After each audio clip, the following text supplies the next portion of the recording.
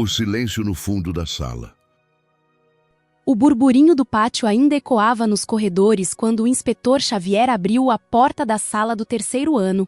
Silêncio, pessoal. Ordenou o professor de história, batendo levemente o giz no quadro. Temos uma aluna nova. Por favor, recebam a Lúcia. Ela acaba de se transferir e espero que todos a ajudem a se ambientar. Lúcia deu um passo à frente. Tina, de 17 anos, olhos que pareciam carregar uma maturidade precoce e uma palidez que, sob as lâmpadas fluorescentes da escola, passava por timidez. Oi, gente. Meu nome é Lúcia, espero que possamos nos dar bem menos, disse ela, com uma voz suave, mas firme. O professor percorreu a sala com o olhar e apontou para o fundão. Lúcia, tem uma carteira vaga ali, ao lado do Zeca, pode se sentar lá. Um silêncio desconfortável caiu sobre a turma. Cochichos maldosos começaram a serpentear pelas fileiras. Como o professor deixa a novata sentar com o Zeca? Ele é caso perdido, vive se envolvendo em briga. Dorme a aula toda. A garota vai ser devorada viva. Zeca nem se mexeu. Estava com a cabeça baixa, o capuz do moletom escondendo o rosto, a personificação do descaso com as regras escolares. Lúcia caminhou até o fundo, a mochila pesada batendo levemente contra a perna. Oi, Zeca. Eu sou a Lúcia. Prazer, disse ela puxando a cadeira. Ele apenas resmungou algo ininteligível, sem levantar os olhos. A sombra no fim da tarde. Ao final das aulas, enquanto o sol começava a se esconder atrás do Morro do Imperador, Lúcia encontrou a mãe no portão.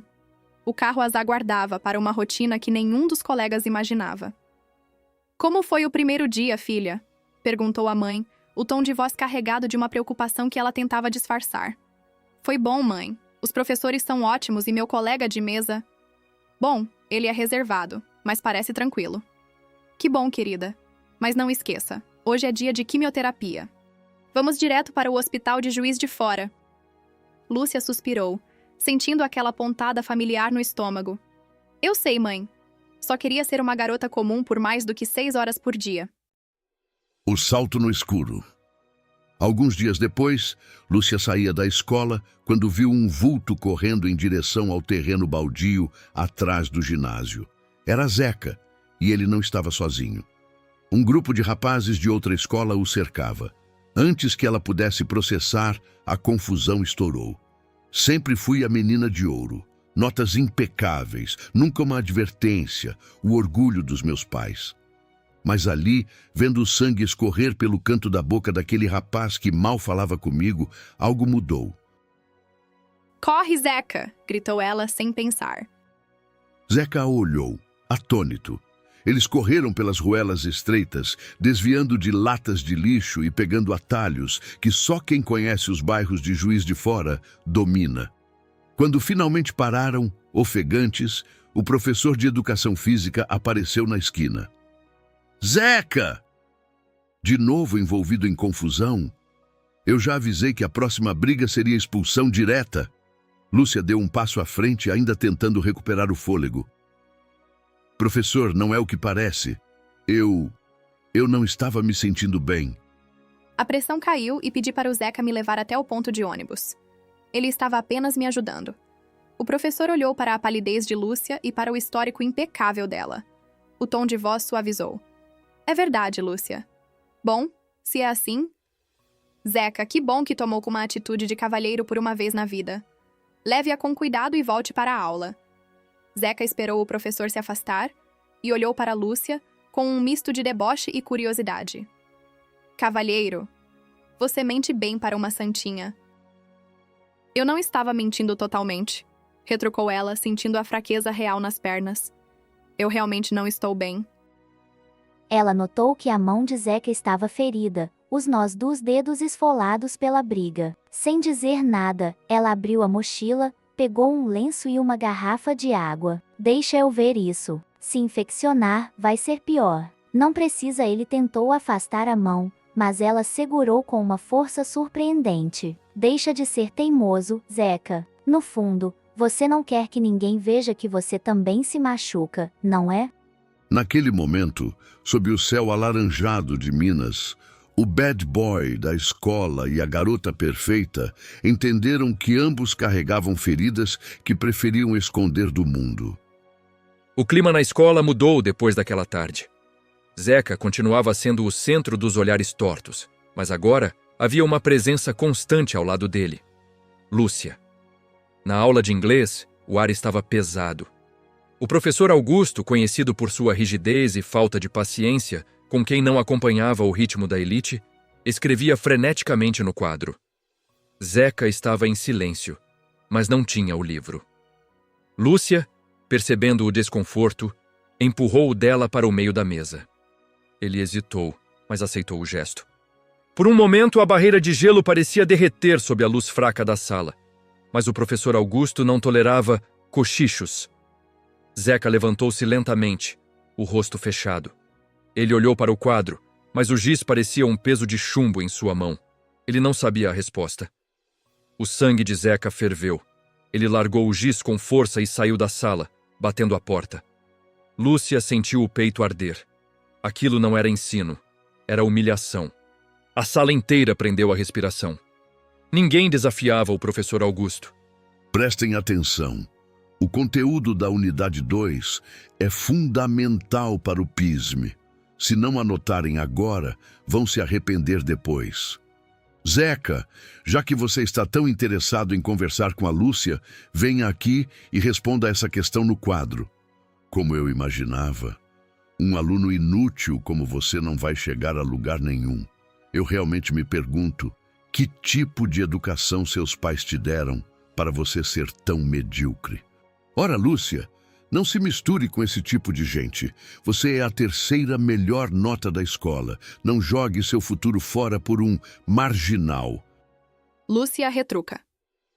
Podemos dividir o meu, Zeca. Não morde. Professor, o Zeca não estava conversando. Ele estava me ajudando a copiar, porque eu não estava enxergando bem o quadro lá do fundo. O senhor foi injusto e desrespeitoso com a família dele. Zeca ficou tímido, mas não falou nada. Depois da aula, Lúcia encontrou Zeca sentado na mureta da escola, o cabelo molhado por uma garoa fina que começava a cair sobre a cidade. Lúcia sentiu uma pontada de dor no estômago, o lembrete constante de sua doença, mas ignorou. Ela pegou um comprimido na mochila e bebeu um gole de água. Zeca, desculpa. Foi por minha causa que ele te humilhou hoje. Escuta, Zeca.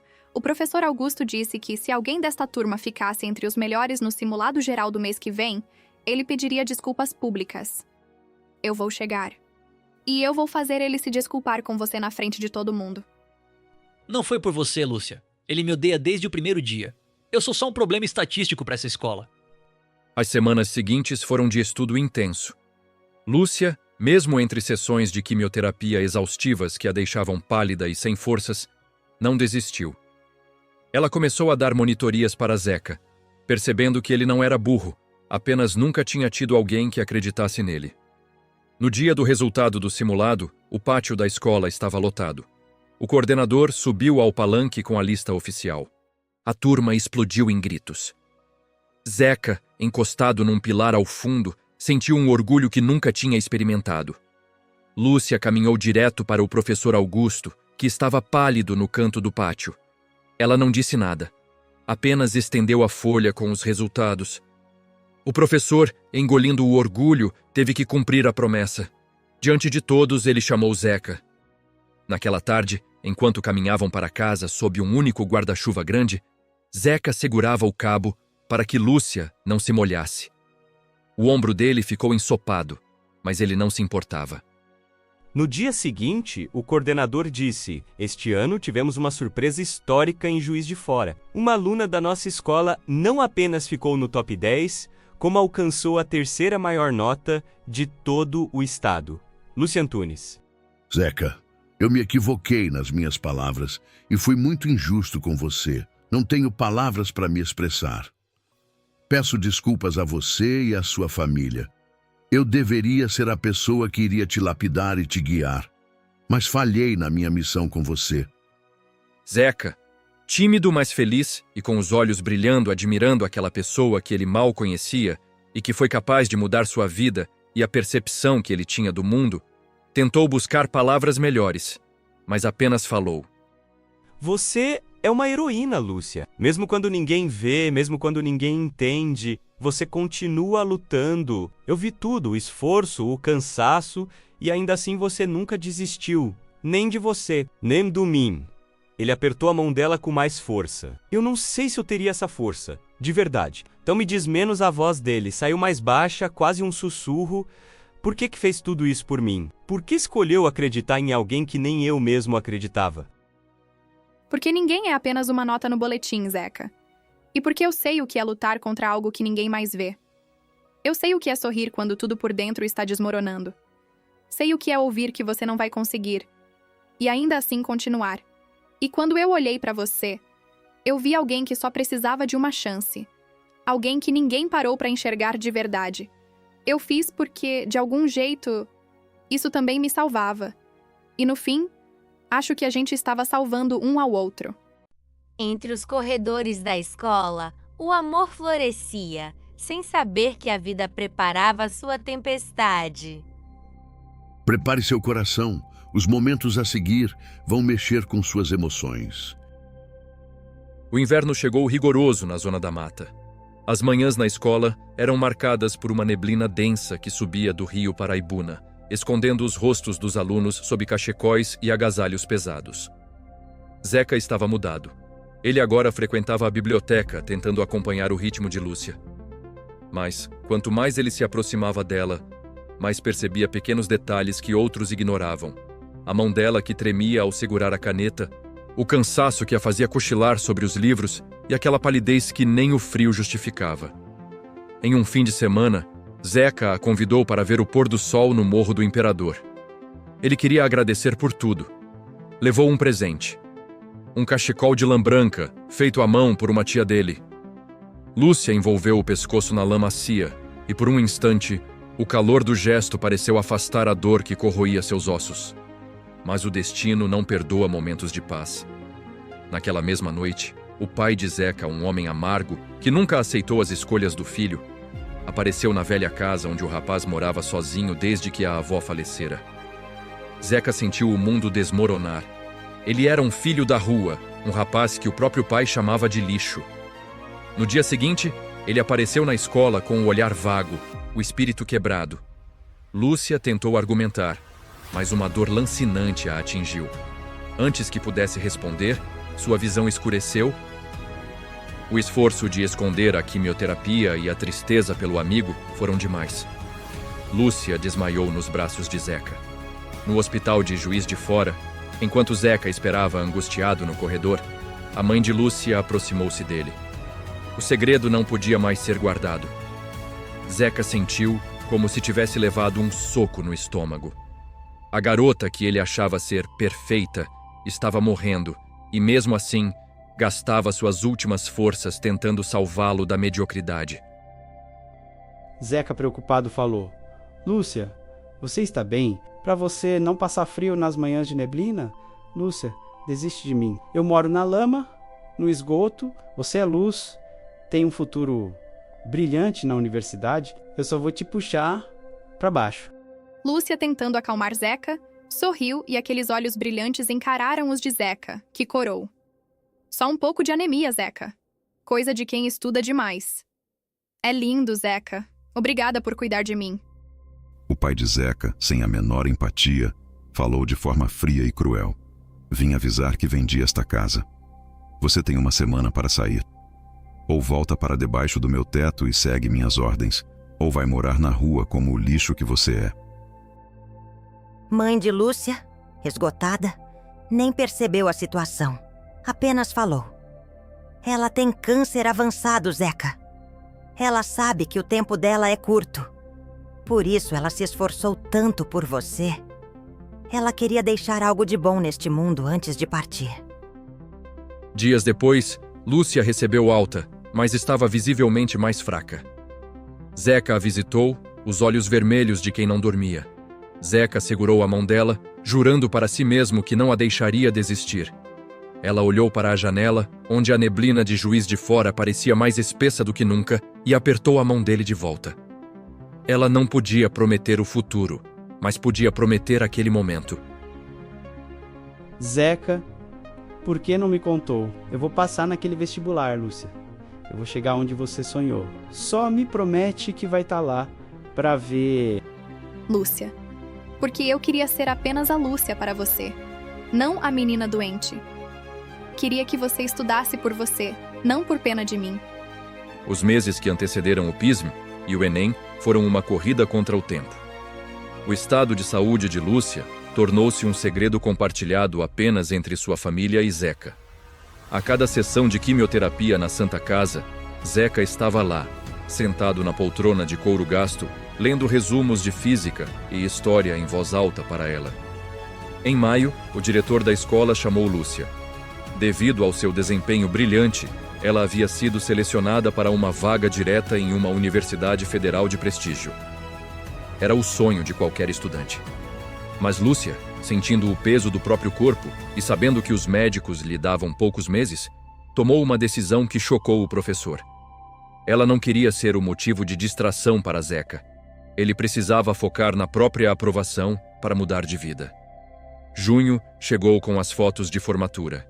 O pátio da escola estava decorado com balões azuis e brancos. Lúcia apareceu usando o uniforme impecável, mas com um lenço de seda sob o boné. Zeca a viu de longe e correu para ampará-la. Ela apenas sorriu, um sorriso que carregava todo o amor e a tristeza do mundo. No dia seguinte, durante a prova mais importante da vida de Zeca, o celular da mãe de Lúcia tocou no corredor do hospital. O estado dela era crítico. Enquanto Zeca preenchia o gabarito com as mãos trêmulas, sentindo uma agitação inexplicável no peito, Lúcia dava seu último suspiro.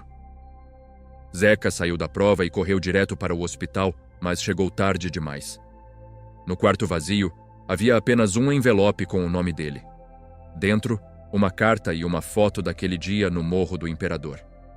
Lúcia, você está indo bem, Zeca.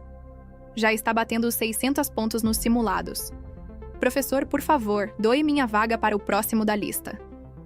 Eu não vou poder frequentar as aulas no próximo semestre. Só peço que mantenha meu segredo. Diga a todos que eu decidi descansar antes da faculdade. Me promete uma coisa, Zeca? Depois que tudo isso passar, não se deixe prender por ninguém, nem por mim. Viva a sua vida, viaje, conheça o mundo que eu não vou ver. Boa sorte na prova amanhã, eu estarei torcendo por você. Sempre. Zica falou, só porque você é a professora mais exigente de Minas Gerais. Você tá linda, Lúcia. Para com isso, Lúcia, a gente vai comemorar a aprovação juntos no Mirante. Vamos ver o pôr do sol juntos e rir de tudo. O que aconteceu esse ano? Zeca inesperadamente recebe um bilhete de Lúcia. Ele fica pálido, se encosta na parede. As lágrimas teimam em rolar de seus olhos. As mãos trêmulas seguram o bilhete que diz: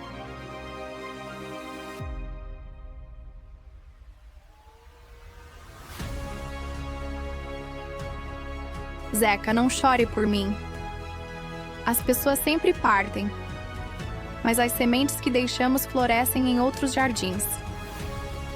Eu fui a sua professora, mas você foi a minha lição de vida. Vá para aquela universidade no sul que comentamos. Veja as flores por mim. Com um misto de emoções, Zeca aceitou o que o destino traçou para a vida dele e decidiu, em homenagem ao seu único amor, que jamais ia decepcionar Lúcia. E, anos depois, junho de 2021, Zeca não era mais o bad boy do fundão. Agora era o presidente da Zetec, uma das maiores empresas de tecnologia de Minas Gerais. Ele estava sentado em seu escritório em um dos prédios mais altos de Juiz de Fora, olhando a cidade iluminada lá embaixo, a mesma vista que Lúcia amava. Naquela noite, Zeca chorou como nunca havia chorado, mas ao amanhecer, partiu. Levou consigo apenas uma mala, o cachecol branco que ela lhe dera e a promessa silenciosa de jamais permitir que o amor que viveram se perdesse no tempo. Ele foi embora não para fugir da dor, mas para honrar a única pessoa que enxergou nele algo além do caos. E, anos depois, junho de 2021, todos os anos, Lúcia deixara cartas programadas com a mãe para serem entregues a ele. Eram guias de viagem, conselhos e lembretes de que a vida era curta demais para ser desperdiçada com o ódio. Zeca pegou o cachecol branco, agora guardado em uma moldura de vidro na parede, e sorriu. Ele havia vencido, ele havia mantido o passo. Naquela noite, ele sonhou que estava de volta à sala de aula. A porta se abria e uma garota de 17 anos entrava, com olhos brilhantes e um livro debaixo do braço. E pela primeira vez em muito tempo, Zeca sentiu que o ciclo estava completo. Ele não estava mais no escuro. Lúcia era a luz que ele carregaria para sempre. Zeca levantou-se, aproximou-se da moldura e tocou o vidro com a ponta dos dedos. Sorriu. Ele havia conseguido. Tinha mantido a promessa. Tinha atravessado a escuridão sem deixar que ela o consumisse. Naquela noite, adormeceu na poltrona do escritório e sonhou.